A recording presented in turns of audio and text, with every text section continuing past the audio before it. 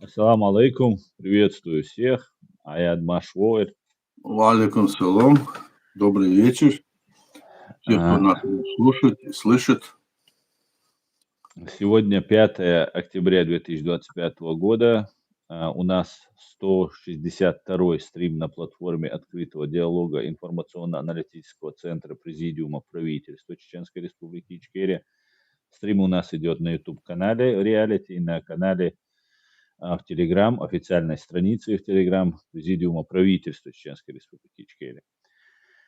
Вы можете принять участие, зайдя на эту страницу, подняв руку, вам предоставят слово и принять участие в сегодняшней нашей беседе.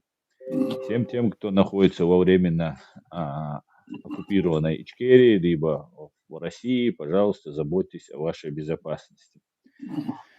Сегодняшний наш стрим называется «Мир и Чеченская Республика Ичкерия. Посвящение событий, актуальных событий». Я передаю слово сопредседателю Президиума правительства Чеченской Республики Ичкерия Аяду Идигову. Аяд, вам слово. Добрый вечер. Те, кто нас слышит. Тема такая, что обширная, что по миру. Действительно, по миру, начиная от Соединенных Штатов Америки, и если так говорить про Китая, Северной Кореи, весь мир сегодня напряженно следит за тем, что происходит в Украине. Что делает Россия, как она пытается захватить украинскую территорию, убивает людей. Мы знаем, что сегодня, вчера ночью снова было, значит, нападение. И нападение было такое массивное, 500 дронов, десятки ракет по 5 областям Украины запустили, убили людей, раненые, разрушенные дома, убитые. Вот такая ситуация продолжается. И ничто не видно того, чтобы могло бы как-то вот остановить вот эту вакханалию, вот эту преступную, значит, деятельность Кремля. Когда в 91-м, 92-м, 4-м, особенно в 5-м году, когда против нашей республики, Чеченской Республики Ичкерия, была такая массированная такая атака, ложь и глаз на весь мир. И мы тогда думали, чуть ли не думали, были, так сказать, мы младенцы были в том, что думали, а почему остальной мир молчит? Ведь есть демократия, есть международное право, никто нас не защищает, почему молчит? А сегодня мы видим, когда даже вот такая вот ситуация развернулась по всей Европе, Европа тоже почти не очень-то колышется. Хотя делают что-то, надо сказать, так, делают и много делают, но недостаточно для того, чтобы сберечь и себя, не только Украину, себя.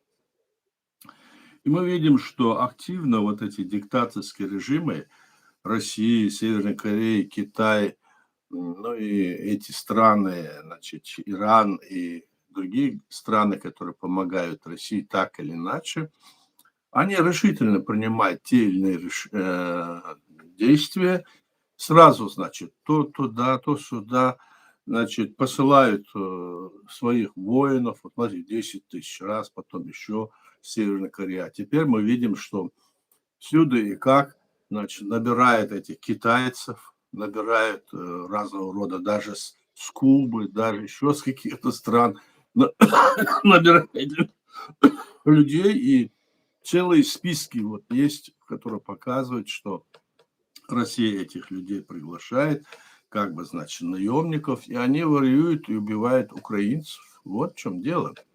Что они здесь потеряли? Почему они это делают? А почему наши сторонники, скажем, кроме, скажем, чеченцев и других батальонов, которые есть с разных северокавказских, ну и самой России, так вот, скажем, почему только почему европейцы активно не включается в эту работу. Почему?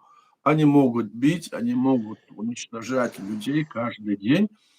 И Запад, и Европа пока что в этом отношении, ну, говорят, принимают решения, посылаем, будем делать то все. Я это к тому говорю, что вот 2, 3, 4, даже 5 сейчас, еще, может быть, будет сегодня, так? А, Извините, российские дроны оказались вплоть до Дании долетели, там, Бельгия, там, Украина не посылает их, а посылает именно Россия. И как это получается? На территории Германии, на военных базах, на аэропортах или каких-нибудь там других местах, где склады, появляются российские дроны, и, мол, считают, что это нормально. Но я не думаю, что они считают, что это нормально. Но дело в том, что я вижу, что, и мы все видим, что если появились такие дроны, почему их не сбивают? Почему, не сбив их, где эти средства, которые могут сбить? Значит, нету этих целей. Думать, что Россия это не посмеет сделать, ожидать, что она не нападет, это мне напоминает те дни, когда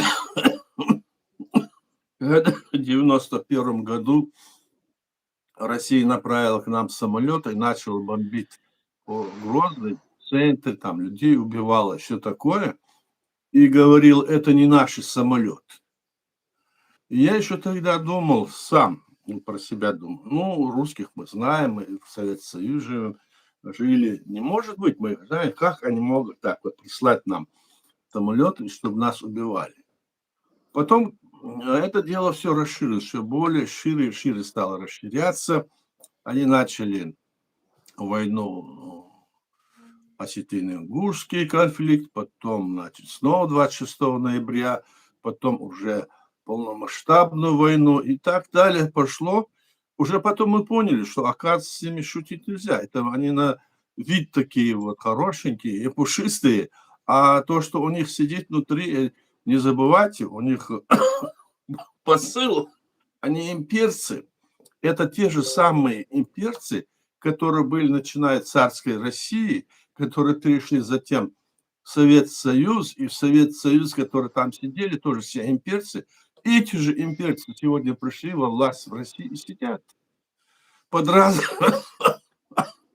они становились то демократами, пиджаки переодевали, то говорили, мы там делаем то-то, то-то, то-то. И во власти сидят эти люди. И сегодня эту власть отдавать они не думают, совершенно не думают отдавать.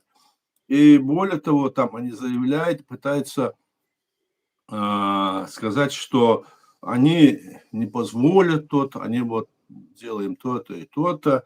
Если вот, допустим, Трамп говорит, что теперь мы не доверяем там Путину, он не хороший человек и все такое. Ну и что из этого? Ничего практически нет. Он засылает дрона, делает разведку по всей Европе, а потом в один момент, как вот некоторые блогеры здесь говорят, возьмет и устроит 11 сентября, как было в Америке в 2001 году. И никто не знал, кто это сделал. И кому это было выгодно. Тогда они взорвали эти 2 башни, а затем сразу же Америка и Россия договорились с Путиным, что они будут бороться вместе с международным терроризмом, включив туда чеченское сопротивление против агрессии своей страны. Так вот, такое же может быть, они могут под прикрытием сделать что угодно, они же разведку делают. Вот здесь танкер нефтяной по Балтийскому морю шел, прошел через все эти, так сказать, воды, потом оказался французский, вот француз задержали, 3 дня держали, а затем отпустили. А руководитель этого или капитан был китаец. Что же такое? Почему не задержали? Неужели там а не в чем причина, непонятно.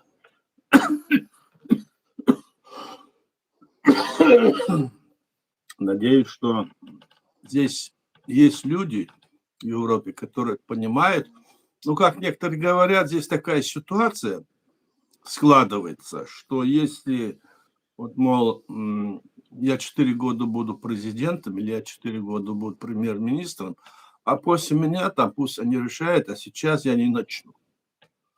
Вот так вот. Примерно может быть вот такая ситуация, может сложиться. И, возможно, на это и похоже. Ну, к чему-то готовятся, делают, что.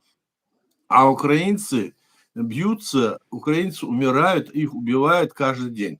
Так почему же, вот, допустим, сейчас не собрать, скажем, людей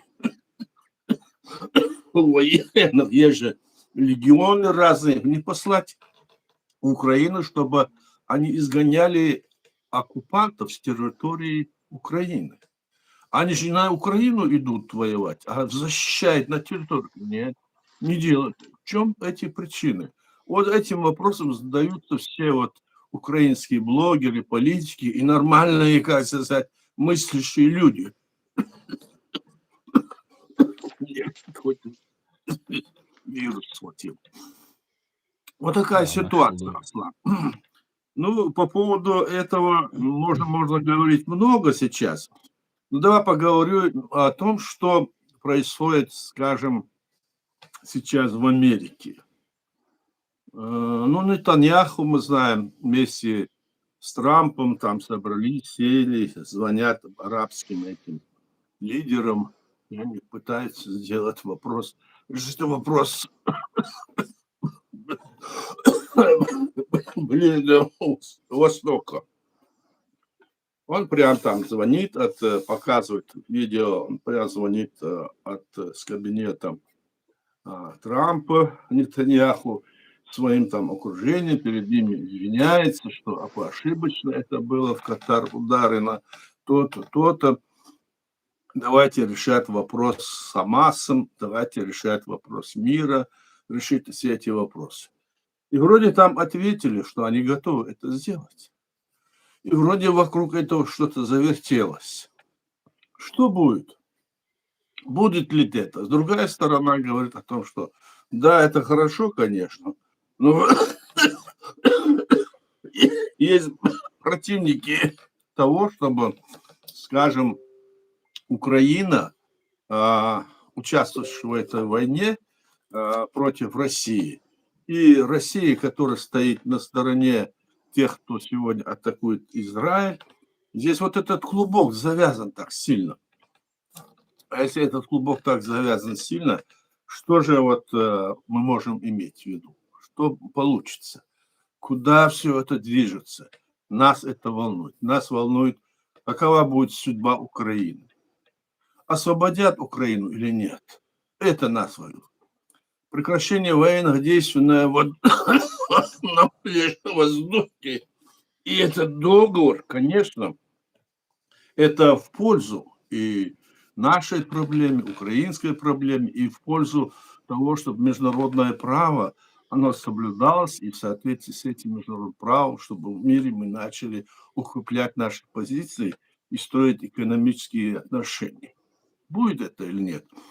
Непонятно. Но в то же время вот несколько блогеров, несколько политиков говорят, что когда Трамп собрал все военных деятелей, то есть весь штаб со всего мира американских, затратил кругленькую сумму для того собрать их. И там заявил, что раньше, мол, были там, у него враги там были эти левые, а сегодня это либерал. То есть либералы, это же та основа, левые и правые радикалы были раньше, так сказать. Ну, это террористы, каким бы не было уклона, но вот эти были вроде бы врагами против этого. Сегодня, оказывается, у него вот либералы являются главным врагом. Что это означает? Тут вопросы несколько людей я тут слушал, политики там пишут, говорят, что это что-то странное, какая-то новая политика идет, и эта политика может оказаться очень и очень пагубна для самих Соединенных Штатов Америки. Может быть, это перейдут они на сторону диктаторского режима. То есть такие вопросы стоят. Но наряду с этим Трамп жестко как бы заявил, что мы не будем больше с вами шутить, и мы дадим и ракеты, и дадим томагавк, еще какие-то ракеты, и РЕМ такие ракеты дадим, и будем помогать, и они могут уже бить по всей России. Вот такие заявления делает Трамп. В общем, вот такая вот перепалка. И когда вот этот Трамп заявлял о том, что он будет бороться против теперь либералов, то получается, что вся западная система значит, власти или демократическая система власти, это есть либералы, в принципе, которые на основе современного международного права действуют и живут. Как может быть такое случиться? Некоторые говорят, может, он ошибочно это сказал. Другие говорят, нет, это не ошибка. Но в то же время вот такая ситуация. И мы должны понимать, что и куда вот это все движется. Аслан, давай тогда, если есть вопрос, все. Спасибо, Аяд. Друзья, я приветствую Мишлях, Шамиль, Асламбек, Чавига, Машволь. Я всех приветствую, друзья. Аяд, хотел сказать по поводу вот запущенного дрона в Мюнхене. Там на 6 часов остановили все рейсы. Задержан был один, тот, кто запускал. И, по всей видимости, его вербуют по интернету. Таких людей вербуют, просят их делать кое-какие там услуги оказывать, действия какие-то совершать. Такое, как это называется, мусорная вербовка, что ли, как-то такая, как-то у него неприятное название есть у этого дела. И один задержан, сейчас разбираются. Не ожидали, что они в Мюнхене будут летать дроны, и как бы, но я думаю, Мюнхен будет один из главных городов и земли Баварии, которая будет под атакой, ну, отвлекая внимание от Восточной Германии и Берлина, я думаю.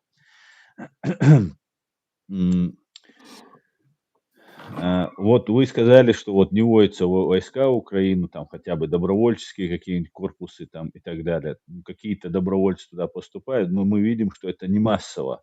И как бы официальные войска могли бы по запросу Украины спокойно ввести западные европейские войска и спокойно ввести на территорию суверенного государства. Почему они этого не делают? Они боятся эскалации. В чем это связано? Куда еще больше эскалации? Я думаю, что это добровольцы, как бы, наемник, как бы считается, они посылают вот этих людей. А вот северокорейцы, они находились как бы на территории России и освобождали территорию России в этом плане. В этом смысле могли бы и войска или, скажем, любые люди направить в Украину для того, чтобы освободить Украину. Почему не делает это Запад? Почему это можно делать Китаю? Почему это можно делать Корее Северной? Почему они там это скрытно говорят то-то, то-то, потом помогают им? Ну, естественно, Запад помогает оружием, помогает тем, как может, потому что они же видят, что если Украину они, как говорят, возьмут, то они придут и на Запад. Это же сигнал, когда они посылают свои дроны разведывательные по всей Европе, северной, скажем, да, и все изучает, что происходит. Но здесь причина может быть только одна. Это нерешительность этих властей, которые сидят во власти, скажем, Европы. Вот, скажем, все ругали, в первую очередь всегда ругали этого Макрона, президент Франции. Президент Франции достаточно резко выступает, резко предлагает даже что нужно захватить все эти танкеры, блокировать их, Да-да. найти можно что и как, и почему. А те страны, которые находятся там в Балтийском море, они что-то по этому поводу молчат. Почему они молчат? Ну, давайте возьмем пример. Вот Венгрия, Словения, а теперь и Чехия. Туда приходят власти, теперь приходят люди, которые стали, ну, скажем, пропутинские, так скажем. Они прям даже заявляют, вот чех, как его там фамилия, не помню, где это было, у меня записано, новый, говорит, что я не буду защищать Украину, я буду защищать только чешский народ, чехов. Это мне не нужно делать. Ну, вот так вот. А потом завтра появятся эти же силы, вот такие подобные силы могут появиться в Германии. И там прям, сейчас я слышу, одна женщина прям дышит в затылок этому канцлеру тоже, вот я не знаю, как его фамилия, и другие страны. Тогда в этой Европе может вообще измениться ситуация. Здесь вот эти вот коммунистически настроенные левые все могут вот поднять, и тогда Европа вся может измениться. Чего хотят они? Тогда они подружатся с Путиным, с этим диктаторским режимом, что весь мир хочет преобразоваться, и это есть ситуация, что сейчас все, скажем, люди могут в мире думать, что действительно эти диктаторские режимы, они более решительны, они более, значит, настойчивы, и их система вот показывает себя лучше, чем, скажем, эти демократические страны, в которых есть некоторые изъяны, которые неприемлемы, скажем, для некоторых традиций, народов, там, и, ну, у каждого свое есть, но должны быть какие-то главенствующие такие принципы, а все остальные такие мелкие или второстепенные, давать, не давать на них усилий и как-то закреплять эти страны, демократические страны, которые бы давали возможность народу избирать свою власть. А здесь идет какое-то давление, получается. И поэтому, видимо, и Трамп здесь это чует, или его окружение это все вот так вот крутит. Поэтому мы должны это обсуждать и думать, что ж такое, куда все это может двигаться. Хотя мы уверены, что сегодня Украина – это форпост, скажем, Европы и в целом демократического государства. И они, их армия борется, но им нужна помощь, им нужно понимать, эти все страны должны понимать, что если не будет Украины, то завтра они придут в Европу, они уже летают везде по северным странам, и дроны, все разведывают, завтра возьмут, что-нибудь взорвут. Помните, они долгое время что-то то в Лондоне, то в Париже, то или еще где-нибудь там что-то взрывали. А почему сейчас никто не взрывает? Не задумался никто. Это говорит о том, что это раньше делали именно Кремль это делал. То есть он делал или ее пособники делали. Вот Мгм. что это такое. Мы должны понимать, это под любым там лозунгом, под любой там прикрытой религией или чем угодно там, они эту работу проводят. Они хотят дискредитировать демократические страны, они хотят сидеть у власти, они не хотят отдавать ее на 4 или 5 лет, только приходя во власть. В Советском Союзе были диктаторы, которые сидели тоже до последних дней своего существования, до смерти, так? И теперь и в таких странах тоже они хотят сидят и не хотят уходить. Фактически мы имеем дело с этой империей, которая была и прежде. Это надо понимать, и борьба, которая началась еще с 1942 года, вернее, после Второй мировой войны, ну и даже раньше, эта борьба еще не закончена. И здесь должны решительные быть шаги. Не думать, что если ты накопил миллиарды и миллионы, и сидишь, что эти миллионы, мол, надо сидеть на них и думать, что они, мол, как бы их не потерять. Нет, их надо терять, надо систему менять, получается. Иначе все потеряете, себя, и все. И еще потом, что будет, неизвестно, если вы будете так бездействовать. Вот что я думаю. Все говорят сегодня, вот если вот сегодня Украину вот так отдадите, будет то-то, то-то, то. Да, это правильно.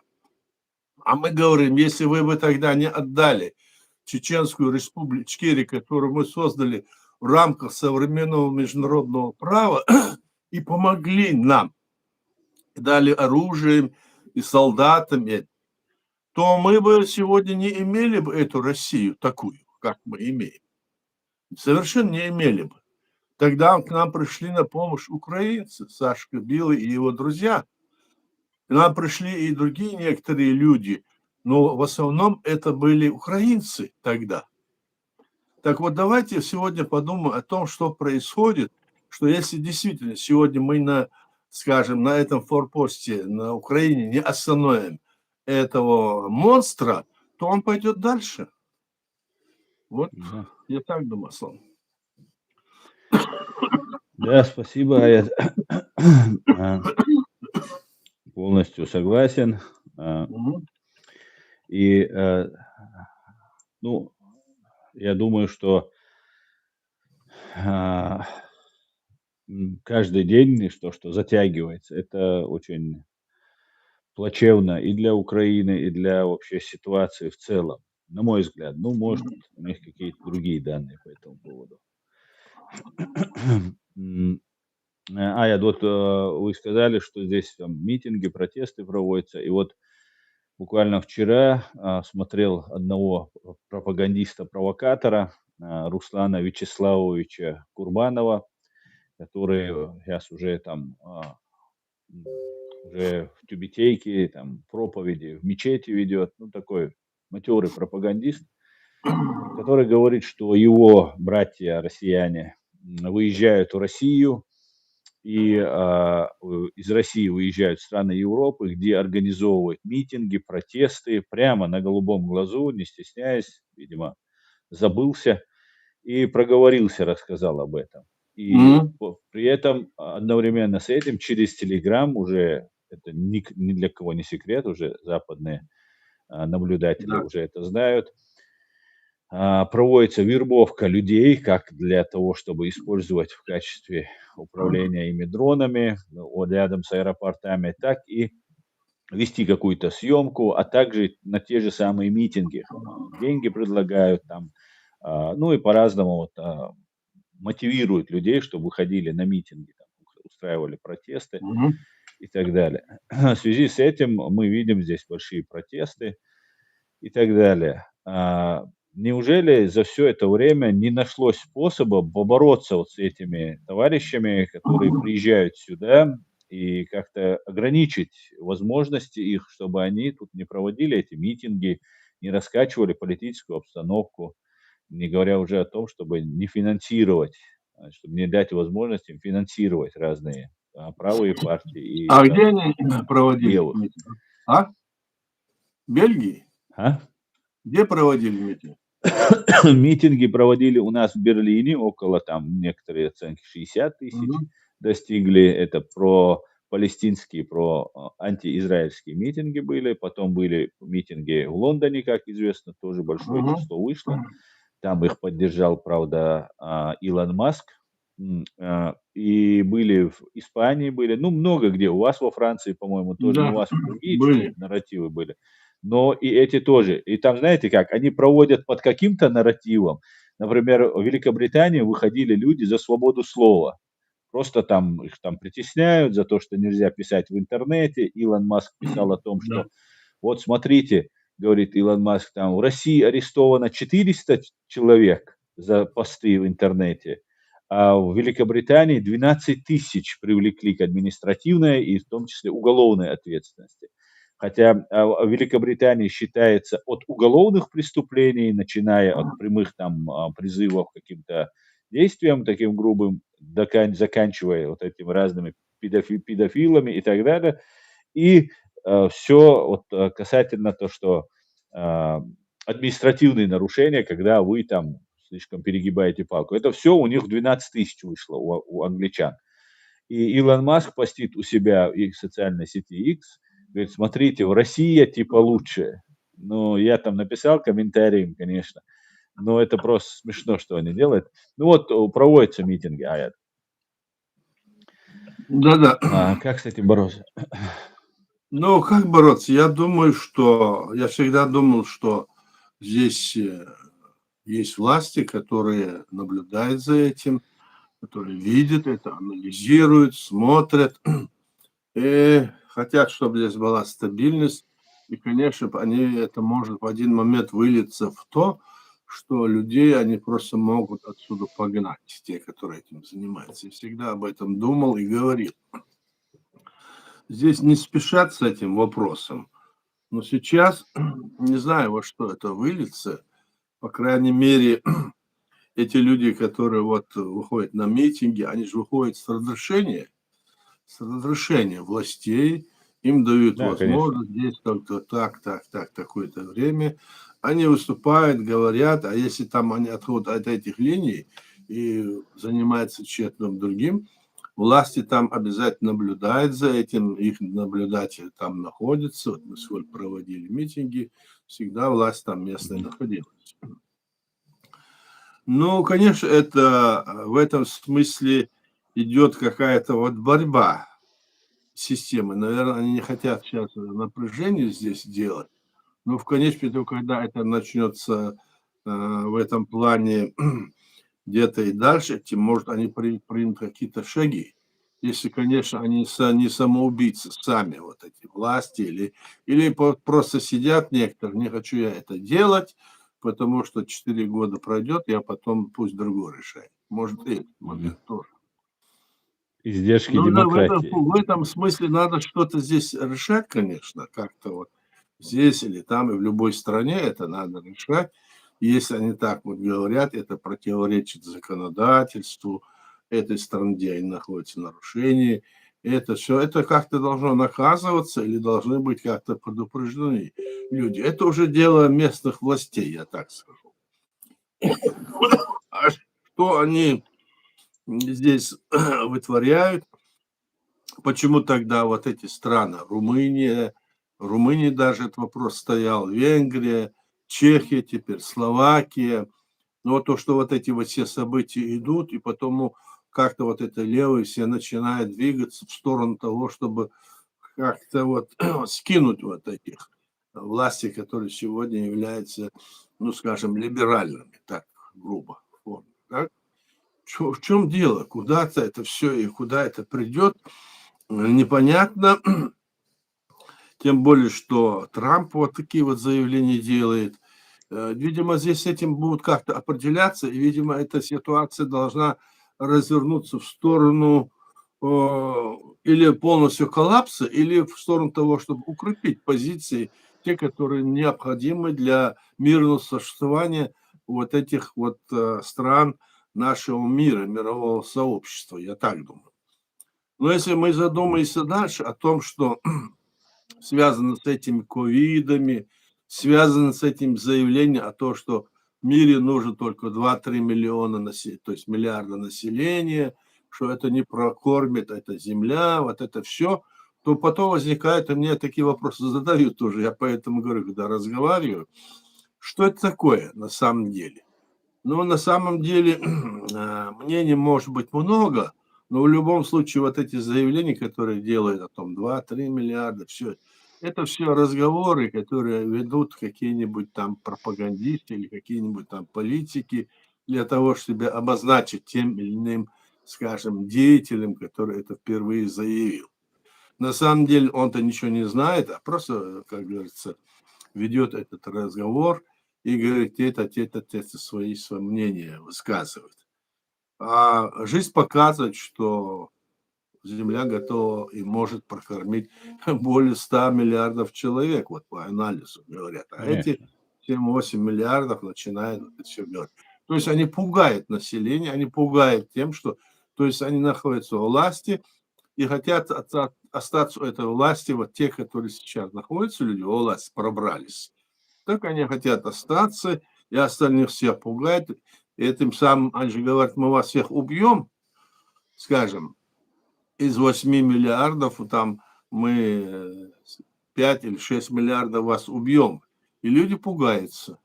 То есть это вот такая пропагандистская ловушка, на которую попадаются люди, с одной стороны. А с другой стороны, вот эти страны, которые есть демократические на Западе и на Востоке, там, они здесь должны объединиться в этом вопросе, как-то это стараться решать. Но, конечно, хотелось бы, чтобы это решение были, чтобы они попало, как говорится, в какую-то кашу, которую не будут разбираться, кто есть кто и что.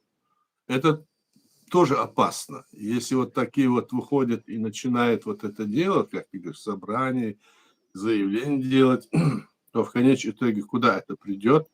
Вот идет вот это вот такая вот молва, что, мол, нужно-то решать то-то, то-то, то-то, и что Трамп, мол, прав. Теперь вот такое вот идет. Я с нескольких местах. Он прав, все эти ничего не делали, демократы, эти страны, они все такие лгуны. Ну, вот это идет тоже. Это тоже пропаганда. Это пропаганда против чего? Это против современного международного права, демократии, не понимая, в принципе, того, что демократия – это, в первую очередь, это свобода слова, свобода предпринимательства и свободное избрание власти в стране каждые 3, 4, 5 там, лет. Это самое главное. Они вот это все убирая все это, потом начинают говорить по все какие-то второстепенные вещи, которые может в каждой стране эту, скажем, ситуацию поправить сама страна, в которой они живут. Главное вот этот принцип, то, что свобода слова, свобода предпринимательства, свобода избрания, это главный вопрос. То есть борьба идет против этого, а не против всего остального. Я так думаю, Аслан. Мгм. Спасибо, Аят.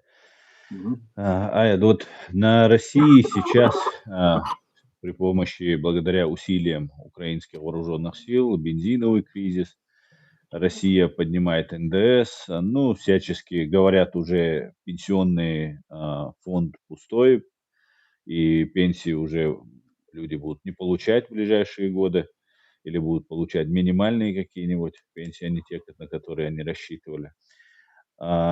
И открыто говорят о том, что за последние 100 лет такого кризиса не было ни мирового, это они как бы таким образом, вероятно, хотят скрыть, что только на России он такой будет, но и не исключено, что он и в мире тоже будет, этот экономический кризис, о котором говорят. И на России мы, как мы знаем, сейчас говорить такие вещи, это приравнивается к измене Родине или там, к каким-нибудь тяжким преступлениям. Поэтому то, что они сейчас начали об этом говорить, это как бы очень показательно. Как вы считаете, Аят, если продолжатся удары, о которых говорит Зеленский, в том числе с нанесением современных видов вооружения, которые, скорее всего, США передадут или уже передали, с учетом вот, санкций, уже много лет войны, которую Россия ведет, бензиновый кризис там и все остальное. Если наступит экономический спад, коллапс, поднимется ли русский народ?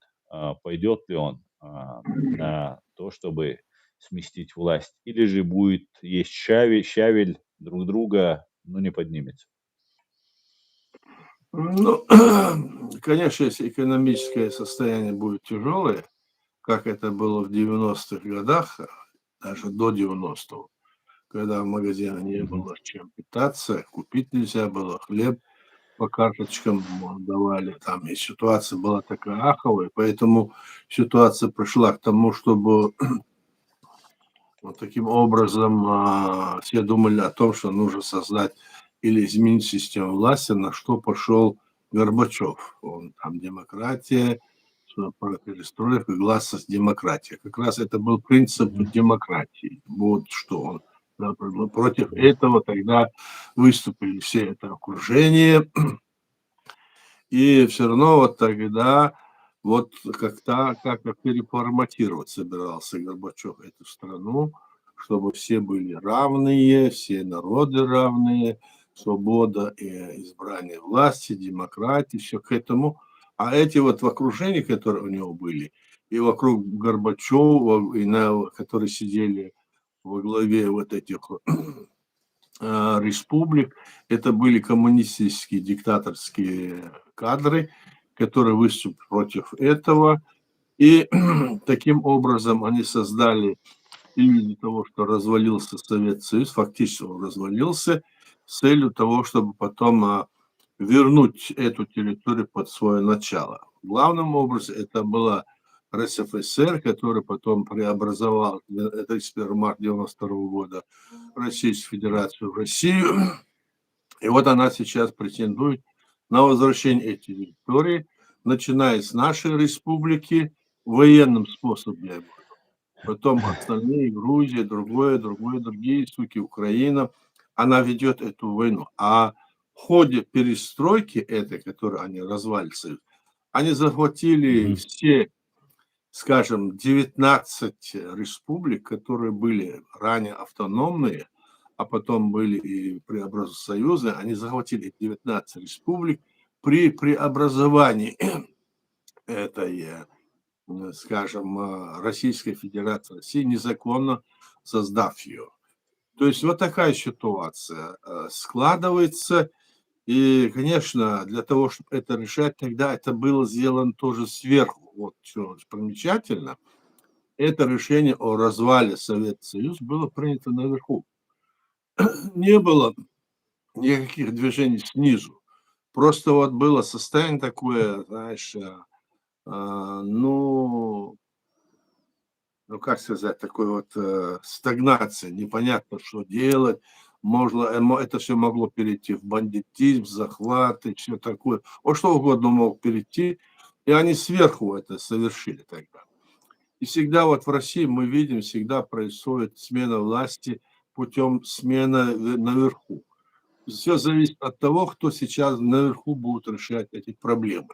А если был бы какой-то лидер или какая партия, которая хотела бы сегодня изменить систему власти в России, таких нету. Есть, которые претендуют, считают себя таковым поставить, они находятся там на Западе или там где-то, но, по крайней мере, сейчас вот таких действующих мы не видим. И что будет, это теперь, конечно, будет зависеть от остального мира. Это будет зависеть от победы Украины над этой Россией. Я так думаю, в основном. Мгм. Вот сейчас вы рассказывали, у меня возник такой вопрос. Мы Ну, знаем, что Советский Союз искусственно развалили, разойтись, чтобы сойтись. И к этому да. они шли, начиная с момента начала перестройки Горбачева, с вывода войск в Афганистане, экономический кризис в СССР, все это было тяжело. Но очень трудно мне поверить, Аят, что люди с такой огромной страной, там и Украина туда входила со своим черноземом, и Кавказ, и Краснодар, это все очень хорошие земли, где зерно можно выращивать, и Казахстан. Почему не могли, не искусственно ли был это сделан, этот кризис экономический, продовольственный кризис, а для того, чтобы в последующем развалить Советский Союз, а затем прибрать вот эту всю госсобственность СССР к своим рукам, проводя такую гиперинфляцию, галопирующую инфляцию, тогда были такие термины, я помню.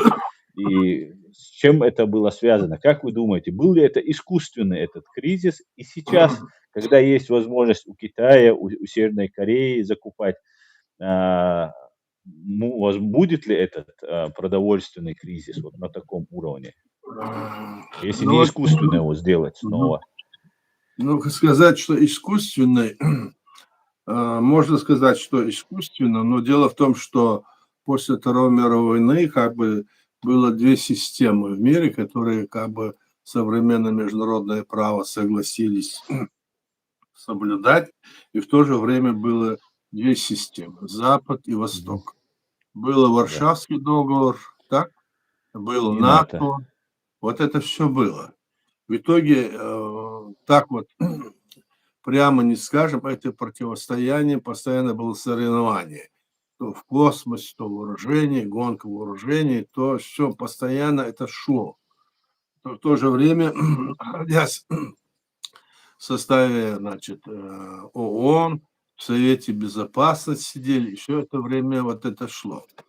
В чем же, почему это произошло? Где-то эта борьба должна была чем-то закончиться.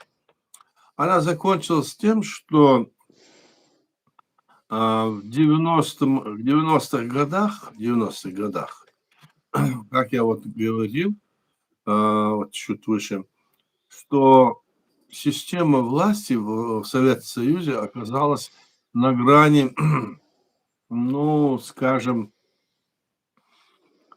того, что она не имела возможность даже прокормить свой народ. В магазинах не было ни товаров, ни продуктов, ни то, ни сё. Короче говоря, ситуация была очень тяжелая. А когда мы задумались, в чем же причина? Причина была в том, что не было свободной торговли экономической, вся власть была в руках коммунистов, вся, значит, возможность работать, вот молодежь, люди, все выходили на работы, кто так, и так. Утром уходили, вечером приходили, или часть из них шла, значит, где-то в ГУЛАГах трудились, создавая вооружение. То есть они хотели, песни пели, мы весь мир мы захватим, мы новый мир построим. Они открыто вели эту вот такую вот войну. В то же время они жили сами за счет того, что они продавали нефть, газ, все, что у них есть, лес, золото, все они продавали.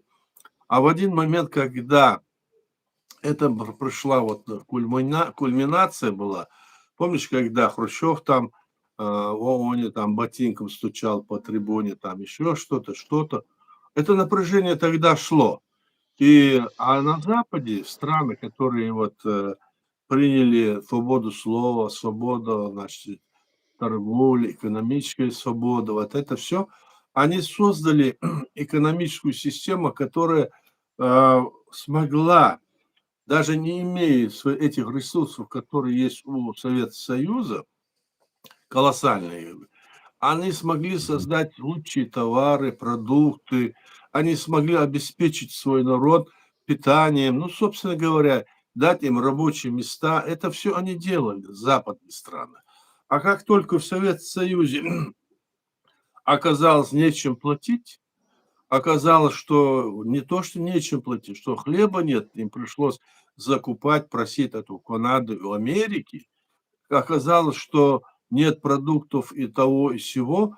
То есть, когда они увидели в этой ситуации, когда весь народ, который выходил все время на работу и работал, а потом остался дома или там на своих пригородных там, участках что-то там создавал, вообще коллапс получался.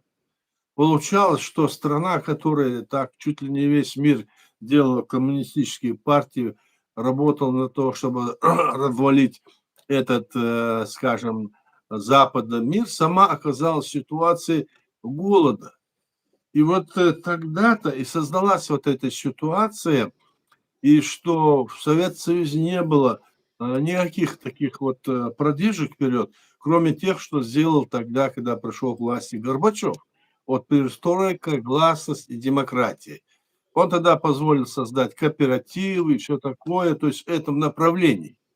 И когда это все создали, тогда-то и поняли сидящие во власти люди, скажем, это Ельцин и другие в окружении господина Горбачева, люди поняли, что они теряют власть. И действительно, тогда они решили пойти путем того, чтобы необходимо развалить. Эта власть так и разваливалась тогда, потому что не было, то есть Горбачев хотел ее переформатировать, то есть другую систему власти сделать. Так? А эти не Якобы. соглашались, потому что они были бы выкинуты за борт. И вот поэтому они Горбачева отстранили, а сами, значит, решили развалить этот Советский Союз, поехали там в Беловежскую пущу, там Украина, Белоруссия, там РСФСР, они решили развалить, подписали документ и сказали, что все, мы денонсируем этот договор, больше нет, а в то же время сами говорили, что мы вот разойдемся для того, чтобы снова сойтись. И они сразу захватили, я вам тебе говорю, 19 республик они захватили. 15 они захватили в РСФСР, и остальные 4 в других новых государствах, которые создались, так? Они захватили, фактически, можно сказать. Ну, там можно еще поспорить в некоторых местах, но вот так получилось.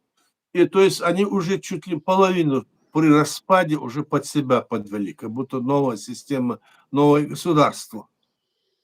И затем они начали бороться с теми странами, которые остались не втянуты в состав, скажем, этой новой империи, Российской Федерации России. Ни Украина, ни Беларусь, ни Балтийские страны, ни, скажем, наша республика, Чеченская республика, не хотели входить в эту систему и создали свои государства в рамках современного международного права по праву.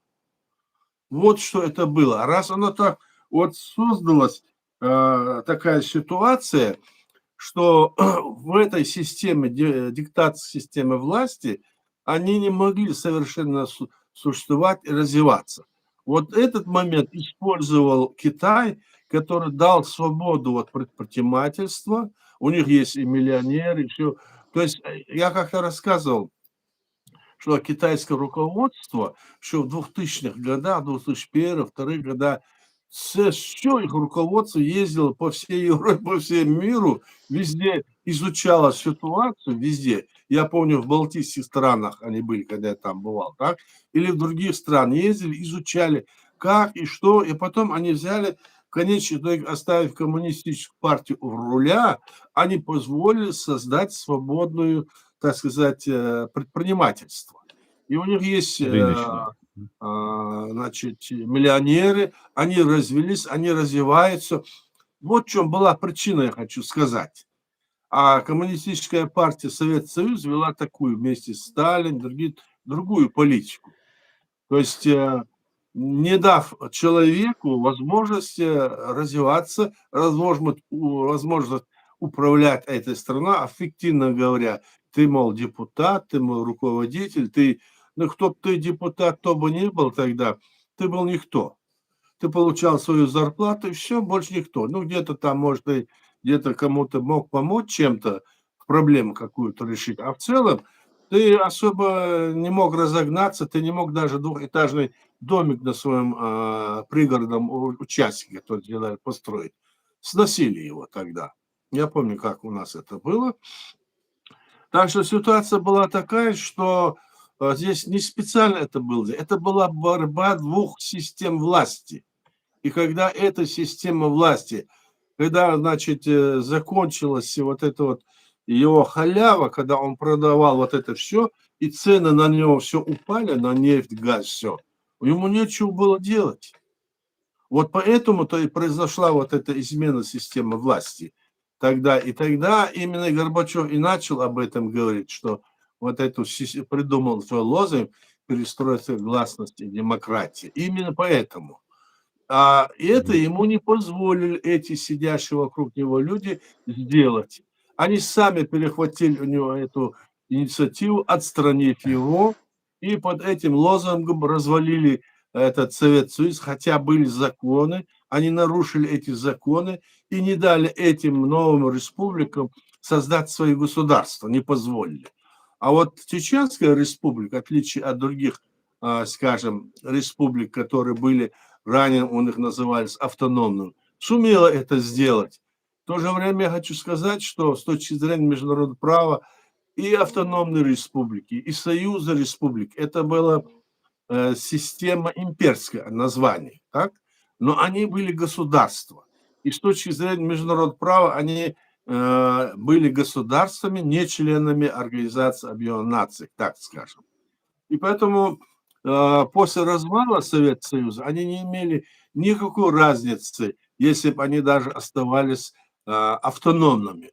Но игра в том еще, фишка еще в том, что еще до развала Советского Союза, об этом Россия сегодня молчит и другие молчат, в апреле месяца 90-го года все автономные республики Советского Союза были, их статус в составе, скажем, Советский Союз был преобразован на статус союзных республик. То есть Советским Союзом стало 35 союзных республик. Из них 3 республики Советский Союз сам признал независимым государством Балтийские, Литва, Латвия, Эстония. И осталось 32 республики. Об этом они всегда молчат и обманывают, и сегодня вообще как будто этого нет. И как обратить внимание, все политики, все эти деятели, которые есть и блогеры, которые мы знаем с вами и видим, ни один из них этот вопрос не поднимает. А для нас это чрезвычайно важно, потому что они пытаются тут таким образом вогнать и Чеченскую республику, как будто вот автономная республика, часть этого. Нет, этого не было. И это с точки зрения современного международного права и законов даже СССР мы создали свое государство строго в рамках современного международного права и даже в рамках Советского Союза. Вот это было вот так, Аслан. Ага, Аят, спасибо. Ну, смотрите, Аят, я почему вот к этой мысли возвращаюсь. Вроде КГБ являлся таким, ну, как пишет об этом Абдурахман Авторханов, это субстанция, на чем вообще, из чего состоит советское государство, это было КГБ. И все войны, хоть и военная составляющая была очень важной, и некоторое время достигала до 80%, как некоторые говорят, в военно-промышленный комплекс бюджет СССР загонял деньги, и, конечно, это могло подорвать и экономику, и все что угодно. Народ был нищий по факту. Но очень трудно поверить, что такие большие территории, просто даже хлеб по карточкам уже дошло до того, что было очень тяжело. Затем, когда развалился Советский Союз, когда, например, люстрация КГБ не была проведена ни самими жителями Российской Федерации, ни главный враг США не потребовал, чтобы провели иллюстрацию КГБ и наказали всех тех, кто столько вреда нанес Соединенным Штатам за время вот этой холодной войны. Как известно, во время холодной войны воевали в основном спецслужбы. И также в 1989 году была разрушена стена между Восточной Германией и Западной Германией, что, конечно, было на руку в первую очередь США и Германии в первую очередь, ну и США, которые являлись таким главным в ФРГ, в части Федеративной Республики Германия. А, И интересно также, то, что в 94-96 годах, когда российская армия была занята геноцидом чеченского народа, именно в этот период перешла передача ядерного арсенала Украины, Беларуси и Казахстана самому главному врагу Соединенных Штатов Америки, Российской Федерации и КГБ.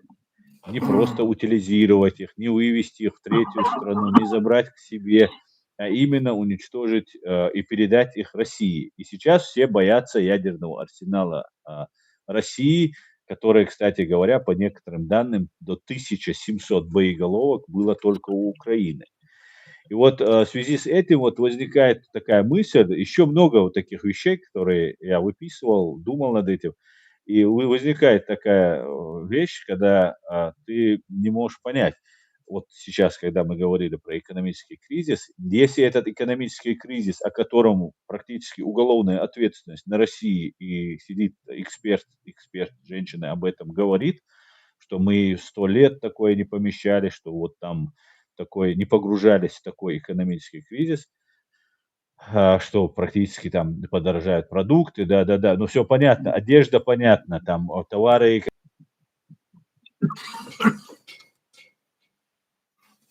понятно, ну, продовольственные товары, хлеб, молоко, мясо, ну, это, мне кажется, можно организовать, не доводя свое население до нищеты и фактического голода. Но и если сейчас этот будет кризис это происходить, то тоже будет очень странно, что в России наступит голод, когда, ну, я имею в виду голод на роскошь какую-нибудь. Но ну, хлеб-то что-нибудь, макароны, гречка, это же можно, картошку, это же всегда можно сделать.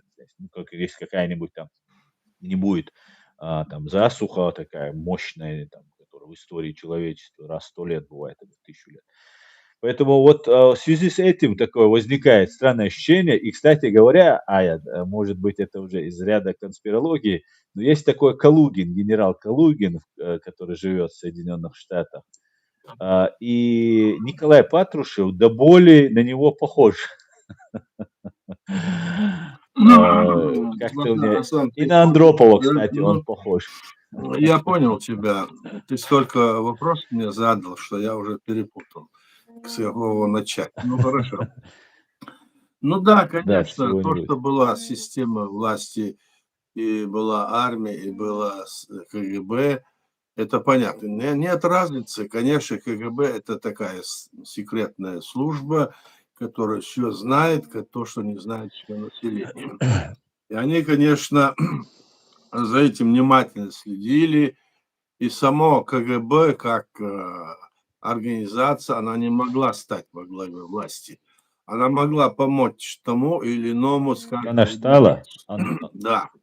И она в этом вопросе Андропов. как раз-таки, потому что Горбачев вел эту работу, которую я сказал, да, КГБ как раз так это Мгм. было невыгодно. Тогда могло быть подняться вопрос о люстрации в будущем, все это поднять.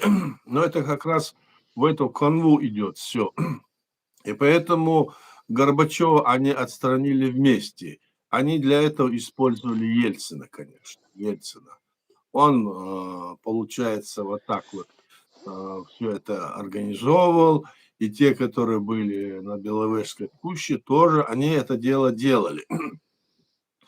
Но в любом случае надо сказать, что система власти должна была быть измениться тогда, потому что когда поняли, обладая таким количеством значит, богатств, эта страна нищенство, народ ее нищенство, у них не было, ну почти ничего не было, они просто там, Мгм. основная масса людей научили они ее пить, они пили водку или еще что-нибудь, хотя и не все, но пили и жили вот такие вот такими вот способами. И готовы были терпеть, лишь бы не было войны. Вот этот лозунг у них был: готовы хоть что делать, лишь бы не было войны. А сами были зачинщиками этой войны и готовили эту войну. И все эти десятки лет они готовили войну, делали танки, делали все оружие, атомное оружие. То есть они все хотели захватить. Ну, как бы то ни было, вот из того, что ты сам рассказал и сам отвечал тоже на некоторые вопросы, дело было в том, что а, если бы действительно вот эта линия, которая тогда ну, пытался, значит, реализовать Горбачев, она была бы реализована, и не было противостояния сильного, видимо, там Горбачев виноват только в том, что он не применил жесткость в отношении вот этих вот предателей. С самого начала он мог бы это жестко принять. Он был слишком такой лояльный, можно сказать, какой-то стороны, хотя в некоторых вещах он проявлял жесткость, там, скажем, в Баку, там, и в других местах, в Тбилиси, когда там вот такие события были, так? А здесь вокруг себя вот это проморгало это все, то, что он хотел изменить, я так думаю, так? И поэтому они, Мгм. договорившись все вместе, делая вид, что сама система вот КГБ, она прям нигде не светилась, она действительно секретная. Ну, не Горбачев, а этот Ельцин, он чувствовал эту поддержку, он чувствовал. Вот эти все вокруг него, которые были, тоже были все КГБшники. Он сам был КГБшник, потому что на такую должность его никогда не пустили бы, не пропустив через эти сито. Так? И они потом действительно решили сохранить Россию, империю сохранить и себя у власти остаться. Иначе они могли бы все потом оказаться в тюрьмах, или они были бы осуждены. Они это очень хорошо знали. Они знали, что они творили, что делали, и поэтому они сохранили себя. Власть сохранили, себя сохранили. И сегодня вот эта вот система власти существует именно в России, и она сегодня хочет диктовать и остальному миру, как тогда это делал Советский Союз. Вот в чем дело, Слав, в основном. Мгм. А мы говорим о том, что необходимо так или иначе, чтобы эти люди, которые сидят во власти, черт с ними, если меня спросить, отпустить их Но чтобы изменить систему, главное это изменить систему власти, а этих убрать, ну, в общем, как говорится, утилизировать я не скажу, но чтобы дать им гарантию безопасности, чтобы они куда-то делись, но изменить систему власти, чтобы в этой стране она стала или конфедерацией народов, так, или она стала другой системой, или отдельные государства создались, и тогда только вот исчезнет вот эта опасность, мне кажется. Вот так нужно Мгм. действовать. Вот здесь много мнений каких-то, там те говорят, мы то создадим, мы это создадим. Здесь вот на Западе есть разные люди, которые говорят все это. Но это все, так сказать, сказалки. Сказал то, сказал это. Ну, у некоторых у них есть деньги, у других нету. Другие здесь под видом это крутятся, ты знаешь, под видом это российская агентура здесь внедрена ходит. То есть они есть. И мы должны это все знать и понимать. Если мы будем все это понимать, тогда мы будем правильно ориентироваться тоже. Вот в чем вся, как говорится, проблема и ситуация. Аслан? Мгм. Баркалая. Если на самом деле исходить из того, что, например, Путин сливает, да, от Сирии, Ирана, уже Иран прямо обвиняет в предательстве Россию, ну, и Нагорный Карабах, там вот этот конфликт решен, Азербайджан, Армения. Да. И если исходить вот из этой ситуации и предположить, что ФСБ уже продалась полностью там, Западу и, ну, как бы покорилась Западу, то, м, мне кажется, исключено то, что будет смена, вот, режима, не только вот самого Путина, а смену вот этого устройства, которое, сформировано. Потому что и в Советском Союзе КГБ было, и в демократической России КГБ. И сейчас все вот эти оппозиционные, начиная от фашиста Ходорковского, заканчивая многими другими фашистами, которые изображают из себя каких-то либералов, там, демократов здесь на Западе, фактически эти люди, ну, хуже даже, может быть, чем даже тот же Путин, и будут хуже, если придут к власти. И они практически все, начиная от Киселева, Ходорковского, там, Каспарова, всех остальных, так или иначе работают на то же учреждение, и нету независимых каких-то политических активистов, которых можно было бы сказать, вот они есть. Даже если они есть, это какие-то маргинальные группы, на которых ни, ни Deutsche Welle, ни другие какие-нибудь радио свободы не Мгм. обращают никакого внимания. И вот такая вот наглая, абсолютно наглая, аморальная политика Ну, ведется. И конечно, это если нагло. так Они пойдет, нагло то себя КГБ ведут. сохранится. Представь себе, как они нагло по Балтийскому морю себя так нагло ведут, а? Как они себя ведут нагло в отношении Запада, нагло, как в отношении Соединенных Штатов Америки.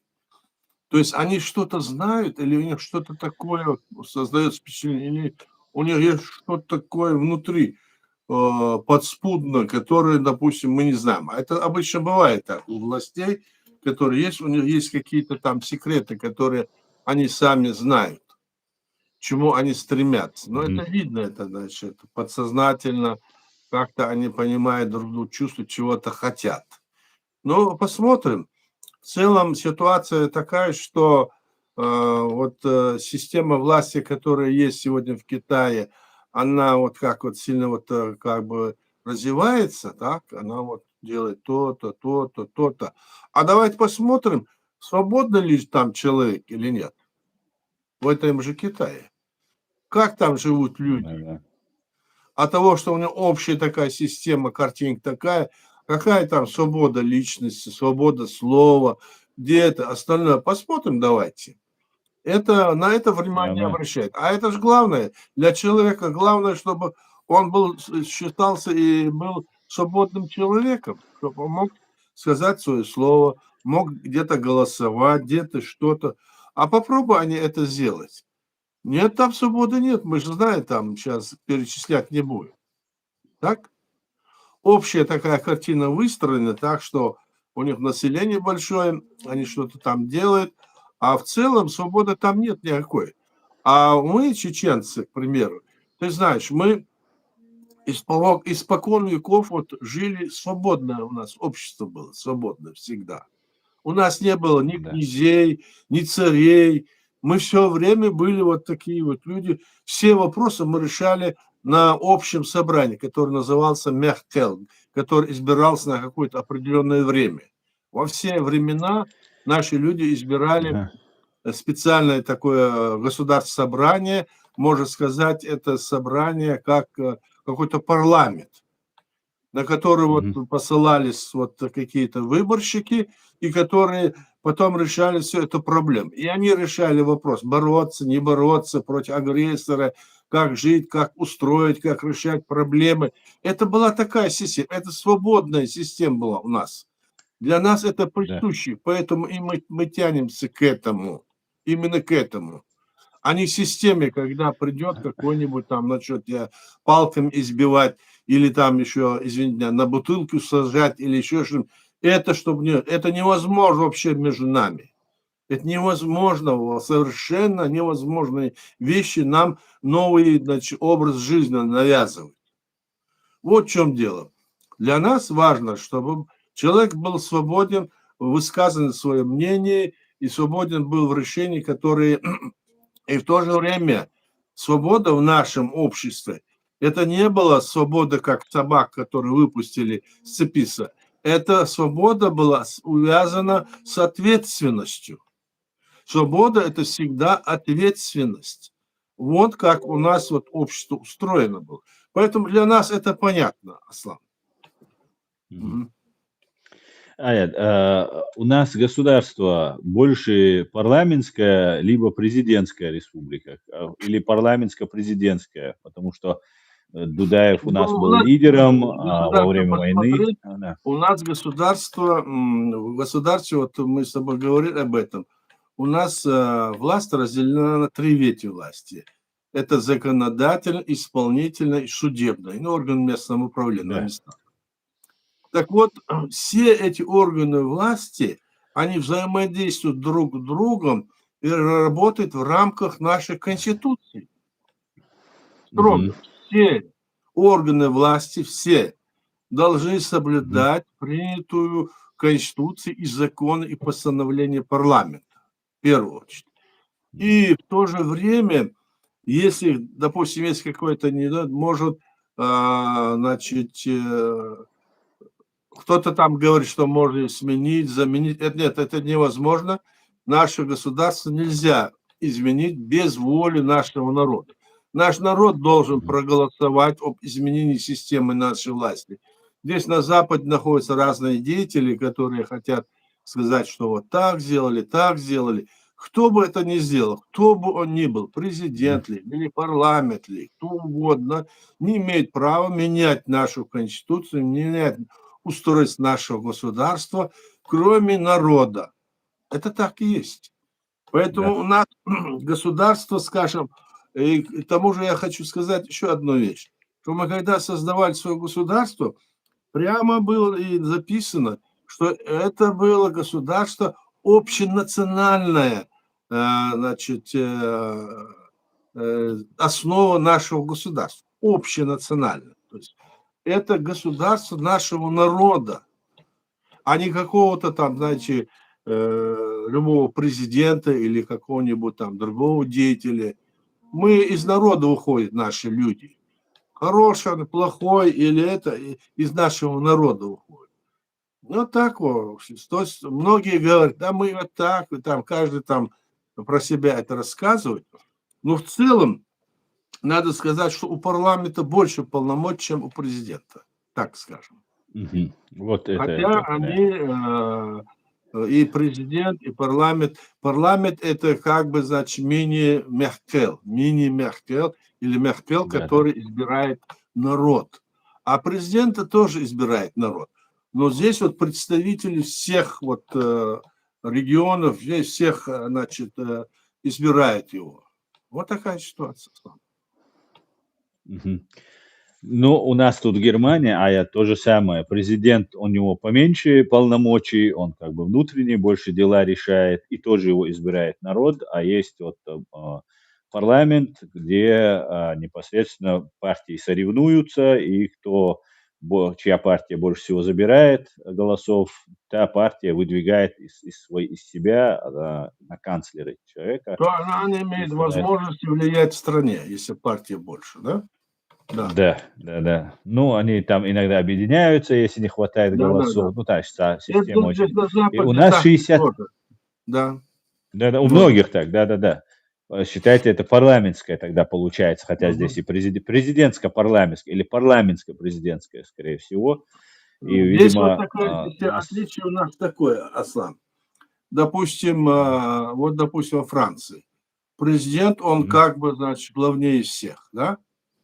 Но в то же ага, время, если парламент избирается, да, избирается, и та партия, которая, может быть, и не поддерживает президента, а другая партия, если она большинством в парламенте, то премьер-министр может применять здесь решение принимать, опираясь на парламент. Так вот и в Польше, так я знаю, и в некоторых других да-да-да. странах. Вот так вот, да. А И у в нас, США тоже Конгресс да, имеет очень мощное. у нас президент И Сенат. не является главой государства, как вот, допустим, в других странах европейских. Главой государства он не является. У нас Мгм. президент такой же орган власти, как и другие две ветви власти, законодательная, судебная. Так что здесь вот Он такая. возглавляет исполнительную власть, получается. Да, вот он И возглавляет только исполнительную власть. Так да, что здесь, когда говорят, что вот президент изменил Конституцию, изменил то-то, сделал то-то, сделал, он не это имеет права. оно не имеет Да, никакой юридической силы, а даже да-да. с момента его принятия уже не имеет силы. И отменяется, парламент его отменяет, каждый раз отменял. Вот такая ситуация, знаете. А некоторые люди в связи с этими военными, значит, событиями и вот этой борьбой пытались внутри этого изменить это, перехватить власть или что-то делать. И здесь на Западе тоже вот эта команда Закаева из себя изображает такого, не имея никаких полномочий, которые ушли из нашего государства, сложив полномочия в 2007 году, а потом начали из себя мнить государством, захватив сайт государственный, сайт Чечен-пресс, и через него значит, публикую разные, скажем, документы, которые не имеют с точки зрения нашей Конституции никакой силы. Так что Мгм. такая ситуация. Но есть и другие люди, поэтому наши люди, которые есть на Западе, молодежь особенно, должна понимать, что мы не должны обманываться. Не обманывайтесь, не давайте себя обманывать. Сейчас модейт. Есть мир, в котором вот такая ситуация, мы должны по законам этим жить, своим, который мы приняли в рамках современного международного права, который нам подходит по всему нашему менталитету, по нашим традициям. Это наше. Э, Хотя у нас, может быть, и свои какие-то уклоны есть в том или ином вопросе, но в целом это наше. Вот такая ситуация. Аслан? Мгм. Как известно, сейчас второй созыв парламента, 63 человека состояло в нашем парламенте, на нашей Да. Думе, да. Это же исходит из нашей древней истории, что у нас раньше, мягко тоже 63 человека, по-моему, если не ошибаюсь, было. В связи с Ну, этим как это здесь или. сказать, это главное, значит, в начале первый созыв парламента 41 депутат был, во втором 63, потому что желающих было в парламенте, поняли, в какой-то степени больше, и тогда вот как-то там предложения были разные, остановились на 63. Ну, нечетное число. Да, удобное Так что, число, да. да. Даже в Ага. Конституции не обозначено, сколько должно быть в парламент. Поэтому мы могли изменять законом количество депутатов в парламенте. Мгм. ясно. Мгм. Баркалая Дересур. А, Так. Масарнах Дерес, да, Амен, Виктор. амен. Ну, И заканчиваем, возвращ... да? Да, я вот один вопрос, вот, исходя из того, что сейчас происходит, можно ли полагать, что Россия, хотя в предыдущем нашем с тобой общении я говорил о том, что Россия уже сдается американцам, полный ФСБ сдается американцам, возможно ли одновременно с этим, чтобы они там сдались Китаю, например? Кто? Бесповоротно, чтобы Россия ушла под Китай, так сказать. Я не думаю, что это Или часть возможно. только? Невозможно. Ага. Невозможно, потому что они никому ничего не хотят отдавать. Они бы лучше отдали здесь и сохранились бы в России, чем туда пойти. Ну, конечно, эта верхушка, она может как-то. Если верхушка так себя поведет, видимо, тогда появятся другие силы. Но главное, чтобы там было решение такое, чтобы было государство, которое будет свободно, экономически могло развиваться и сохранить себя. Вот это вот свобода слова, это важно. Вот это я так думаю. Ну, это Да. я так думаю, а как это будет, неизвестно. Я же не шейх, как и некоторые. Ну, это мое Жаль, мнение. очень жаль. Да. Тогда еще, если можно, вопрос задам. Вот Давай. смотрите, некоторые утверждают, что, ну, опять же, что какие-то элиты восстанут против Путина, что там уменьшается кормовая база, денег не хватает, хотя они столько награбили, что им хватит на 10, на 100, на 1000 жизней. И что вот элиты могут сместить Путина, такие вот вещи некоторые высказывают. Во-первых, я хотел бы спросить, что подразумевается под элитами? Это спецслужбы, это бизнесмены, которые под спецслужбами, менты, военные, либо и это какая-нибудь там дворянство какое-то. И возможно ли, что вот они восстанут, чтобы против Путина? Ну, как сказать тебе, элиты, это они сами определяют, кто у них элиты. Ну да. Это, если это элиты вот этой царской системы или коммунистической имперской системы, то понятно, кто они такие. Они могут восстать против него, как против Сталина, там, Ленина, других. Они все время же их вот исключительно или убивали, или они сами умирали. Вот Сталина, говорят, убили. Похоже, что убили, да? Да, похоже, убили. Но в целом они могут, чтобы просто наверху решить вопрос власти, они между собой это могут делать. А так, чтобы внизу где-то что-то кто-то собрался и делал это на такой огромной территории, это очень тяжело. Если, допустим, это должно совершиться или в Москве, или в Петербурге, так? Ну, в А в Москве других больше, да. местах Мгм. как они соберут? Здесь, пока они спят, на той стороне уже день кончается. Или наоборот. Так что здесь такое дело, больше половины территории страны будут спать, пока те будут госпереворот совершать, а потом вдогонку бежать или против. Там это очень, ну, такая система власти, она решается, как говорится, наверху. Вот эта Мгм. ситуация. Элиты кто, я не знаю. Они сами себя считают элитами, так что посмотрим. Да, элитки, элитки. Да, Да, странно все, конечно, но будем надеяться, что м, явится истина и сгинет ложь. да, да-да. А, Друзья, если есть вопросы, задавайте. Я, в принципе, уже задал все, какие хотел. Вы можете задавать. Всех приветствую.